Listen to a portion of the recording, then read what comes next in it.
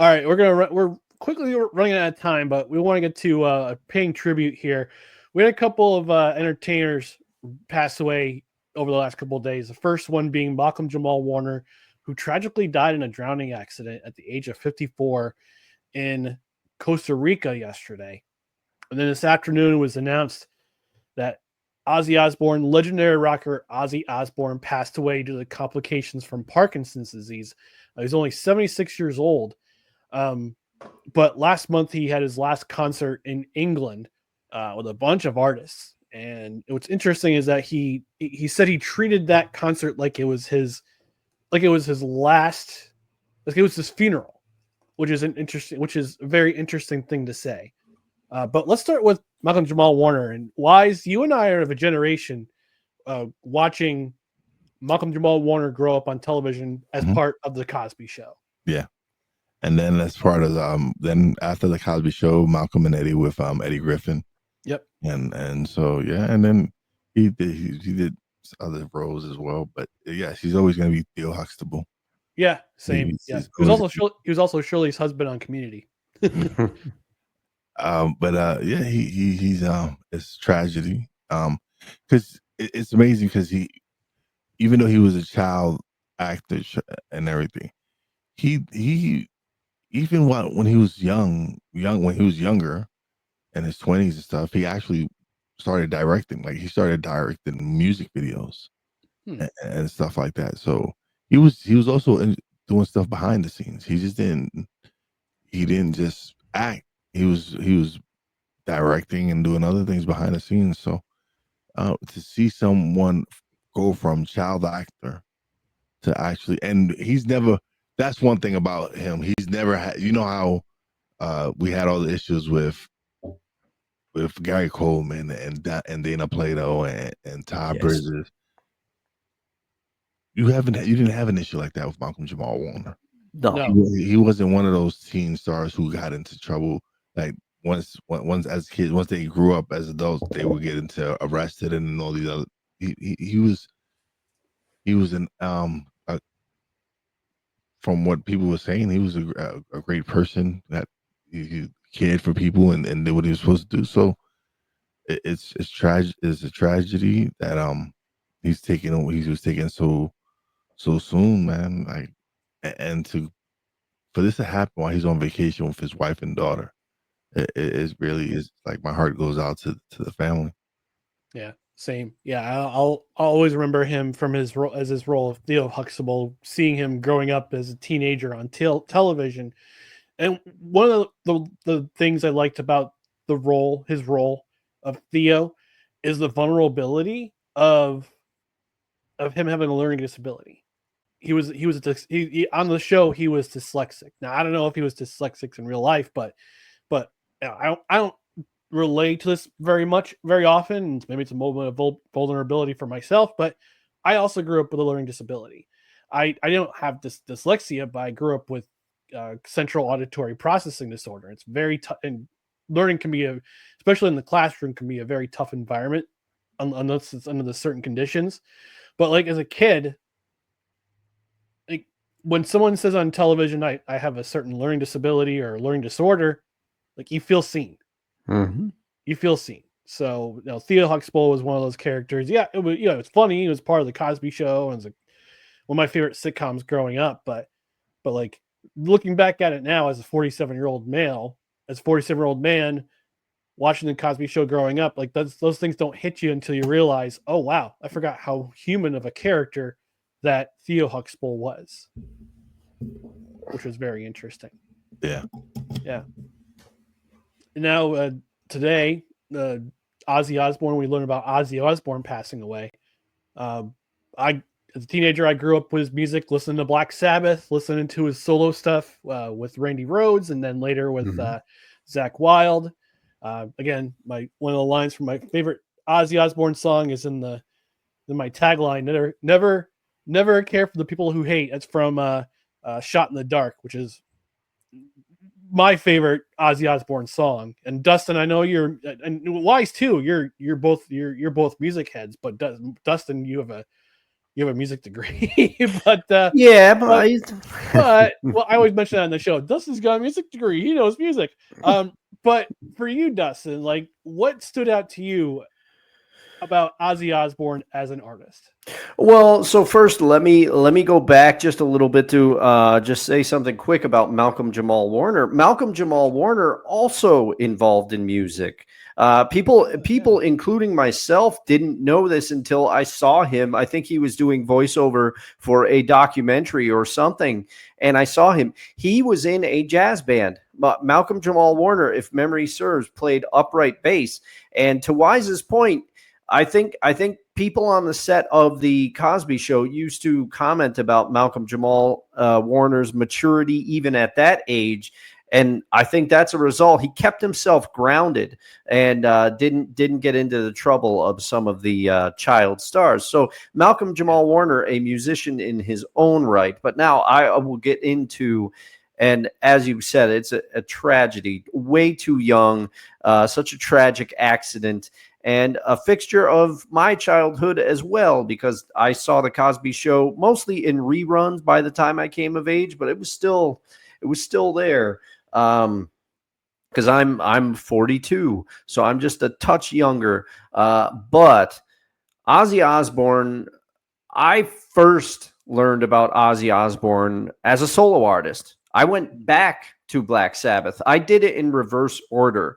And the reason, Ryan, that I did not put a quote into my bottom line for one of my favorite Ozzy songs is because I did not want to put Mr. Crowley down there just with a bunch of O's, you know. I love Mr. Crowley. I love Randy Rhoads, also someone that died much too young. Mm-hmm. But Ozzy Osbourne, the thing that I've said long as a musician, somewhat musician, I don't play enough anymore. As Ozzy Osbourne, the one thing that I will give myself credit is I think my singing is my best asset when I decide to use it. Ozzy Osbourne has one of those voices that as soon as, and I know he became when he did the MTV reality show, people made fun of the way Ozzy talked. They loved to do it. But even they would admit, as soon as Ozzy opened his mouth behind a microphone, you knew it was Ozzy. There was Mm-hmm. never any doubt. And his voice, for all the things that Ozzy put himself through, his voice never lost it. Even until a couple of weeks ago when he was at those final shows, he still had that voice. And Yep. to say nothing, he and Tony Iommi and Geezer Butler and Bill Ward, pioneers of an entire genre of music. Without Black Sabbath, metal would not exist as a music, whether you like it, whether you hate it. You have to admit, Black Sabbath is the reason that it's here. People try to argue that Led Zeppelin was one of the first metal bands. No, it was Black Sabbath, and it was that voice. I love the Black Sabbath iteration with Ronnie James Dio on vocals, but you had to admit it was a different band because it wasn't Ozzy. Ozzy had that voice, and he carved an amazing solo career for himself. And he has a whole festival, which he is the reason. He and the Osbournes are the reason that festival happened. And famously, he let his son Jack pick a lot of the bands that would play Ozfest, and Ozzy would often, and the Osbournes would often give opportunities to bands that were considered up and coming in the metal genre of music. It was a big opportunity. So Ozzy continued to push music forward. We've lost two titans, one an anchor of many people's childhoods, and another an anchor of many people's childhoods in a different way. Both people, I think, identified with people, and it's just a sign that we're all getting older, gentlemen. I thought Ozzy would live forever. Yeah, same. For me, personally, like Ozzy came back right when he started doing a reality TV show, right? Yeah. Like for a younger generation to really get into starting to get to know Ozzy is because of the reality TV show that he had with his family. So that kind of resurrected his career Mm-hmm. and put him back into the spotlight. And like you said, it seemed like he was that guy that was going to live forever. Mm-hmm. And for him to be gone, it's it's a shame, but Ozzy lived. I'm sure he lived his life to the fullest. So He did. That he did. That he did. That's for sure.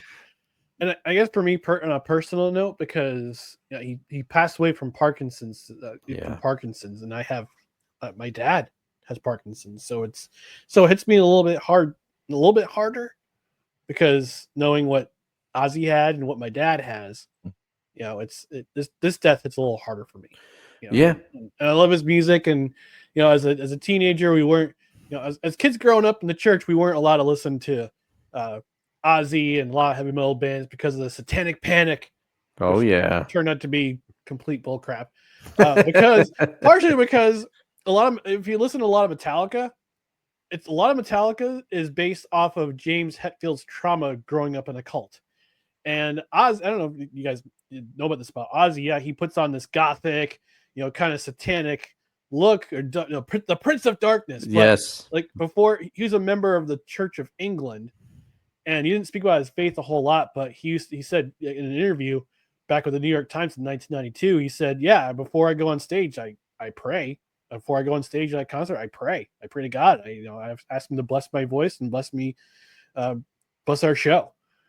Even though you did all that stuff, all that wild and crazy stuff, back in the day with the, getting in trouble with biting the head off a bat and all these other shenanigans, but yeah, which made him a legend in the rock and roll world. But yeah, he's gonna be missed, and it's a shame that if I were to be asked to go to an Ozzy Osbourne concert, I would have gone in a minute. And I was listening to a playlist on the YouTubes this afternoon after I heard he passed on. I started listening to a playlist, and my favorite, again, it's the fourth song that comes up, and my favorite Ozzy Osbourne song, "Shot in the Dark."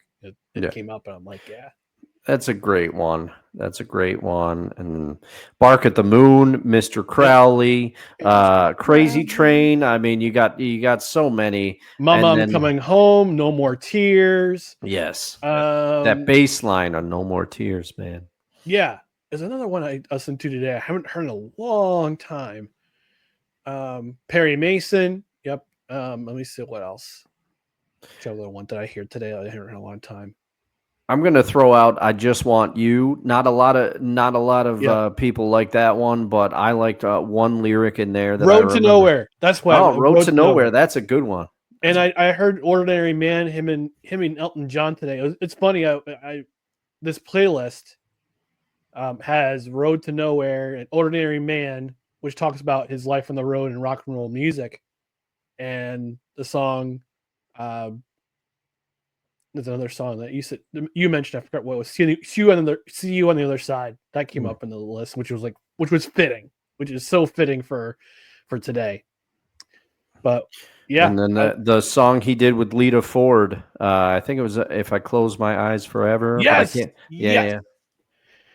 Yes, that's a classic too. That was a classic too. But yeah, Ozzy and Malcolm Jamal we're gonna miss you.